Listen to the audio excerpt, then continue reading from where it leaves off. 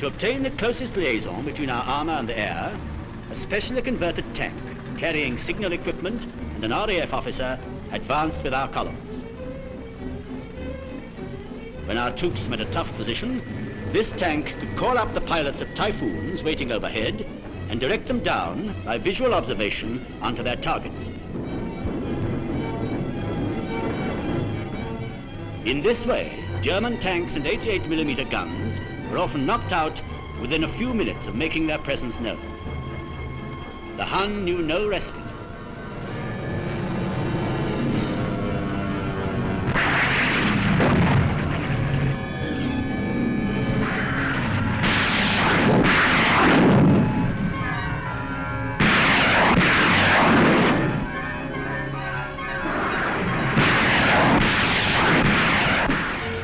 During July, over 400 tanks and armoured vehicles were destroyed.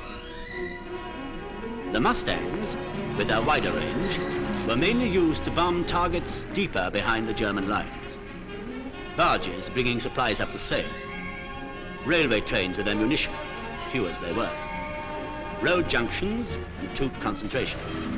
Records of German telephone conversations found later are eloquent testimony to the effect of the air assault. Again and again, the High Command ordered, attack, attack. The answer came back, sorry, we are pinned down from the air. The pincers began to close round the German 7th Army south of Falaise, to which by now had been added a part of the 15th Army from the northeast. Why did they wait to be destroyed? Hitler's fanaticism may supply part of the answer, but the main explanation was that they were blind, deaf, and largely dumb. They didn't know how serious their position was. Blind because they couldn't risk reconnaissance aircraft. Deaf and dumb because their signals organization had been broken by our air attacks, especially those by light and medium bombers which destroyed headquarters buildings.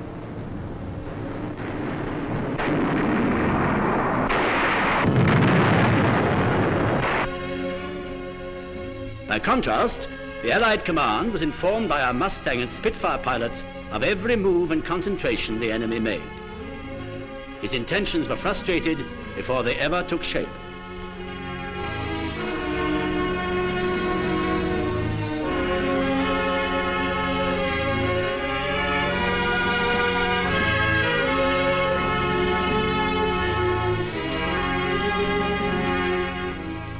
A great victory was in the making.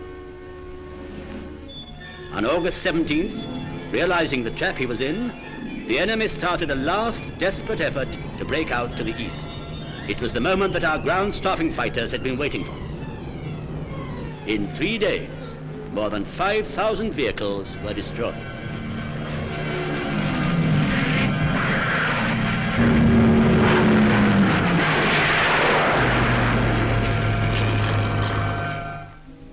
For miles, the roads around Train and Chambois were piled with the remains of tanks, trucks, guns, carts, horses and men.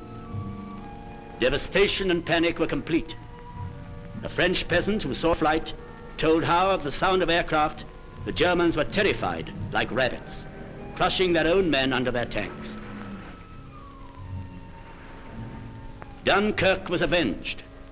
The greatest German army in the West was shattered. The fleeing remnants had worse to come. The bridges over the Seine were down. Every attempt to collect barges or build pontoons had been dealt with by Typhoons and Mustangs.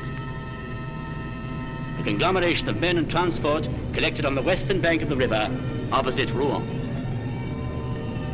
Then the medium bombers struck. Bereft of equipment, on foot, in farm carts, the survivors of the German 7th Army struggled back towards the fatherland.